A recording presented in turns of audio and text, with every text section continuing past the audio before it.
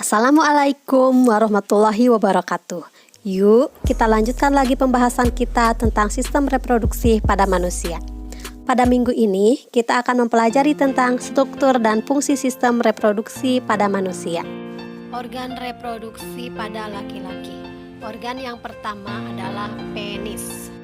Penis berfungsi sebagai saluran kencing dan saluran sperma.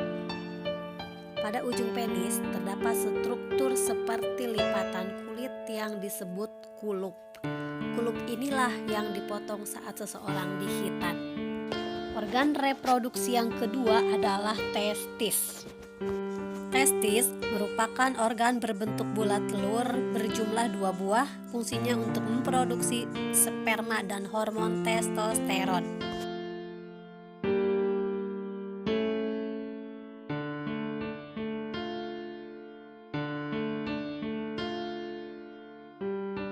Organ reproduksi yang ketiga yaitu skrotum. Skrotum adalah kantong yang berfungsi menjaga suhu testis agar sesuai untuk produksi sperma. Bentuknya terlihat seperti lipatan kulit, bisa menebal dan menipis. Organ reproduksi yang keempat adalah uretra. Saluran ini terdapat dalam penis, merupakan akhir dari saluran reproduksi. Fungsinya sebagai saluran keluarnya sperma dan urin. Organ reproduksi yang kelima adalah epididymis. Epididymis merupakan saluran yang keluar dari testis yang berbentuk seperti tanda koma. Fungsinya sebagai tempat penyimpanan sperma sementara.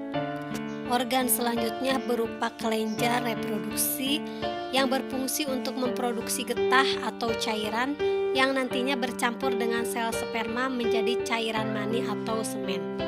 Kelenjar reproduksi ini terdiri atas kelenjar Cooper, kelenjar prostat, dan vesicula seminalis.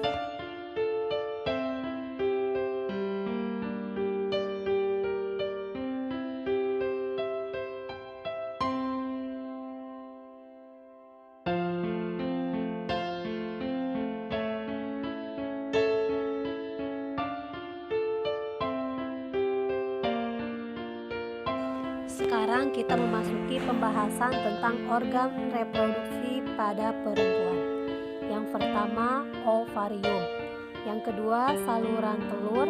Yang ketiga, embria. Yang keempat, rahim. Yang kelima, endometrium. Yang keenam, serviks. Dan yang ketujuh, vagina.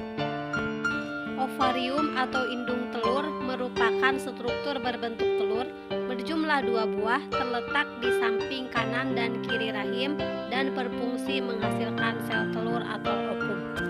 Saluran telur atau tuba Fallopi atau opiduk adalah saluran dengan panjang 10 cm yang menghubungkan ovarium dengan rahim. Pada saluran ini terjadi fertilisasi atau pembuahan. Pimbria adalah struktur berjumbai seperti jari jemari yang berfungsi menangkap sel telur ketika dilepaskan oleh ovarium. Rahim atau uterus adalah organ yang berdinding tebal seperti buah pir yang berfungsi sebagai tempat berkembangnya janin selama kehamilan. Endometrium adalah lapisan yang membatasi rongga rahim dan meluruh saat menstruasi. Serviks merupakan struktur rahim bagian bawah yang menyempit dan membuka ke arah vagina.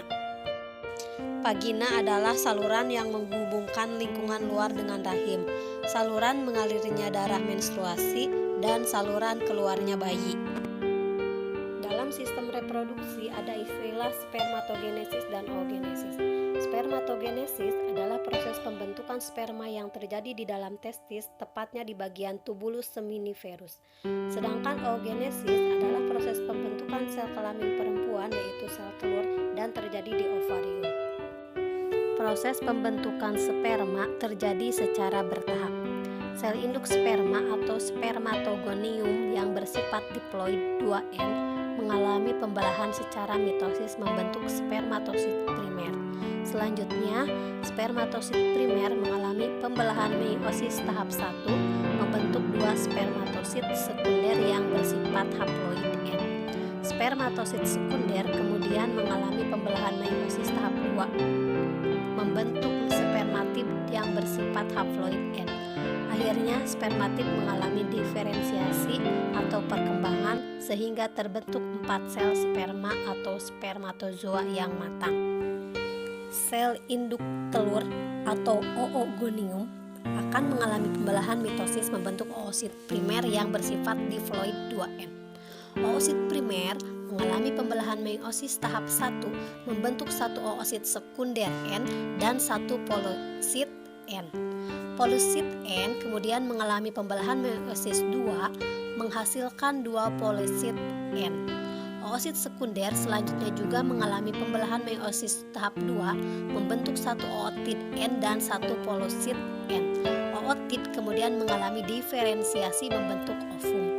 Pada akhir peristiwa oogenesis, dari satu sel induk telur akan dihasilkan satu sel telur yang bersifat haploid N dan 3 polosit yang bersifat haploid N. Namun, yang dapat berfungsi hanya satu sel telur saja. Materi untuk hari ini cukup sekian. Ada latihan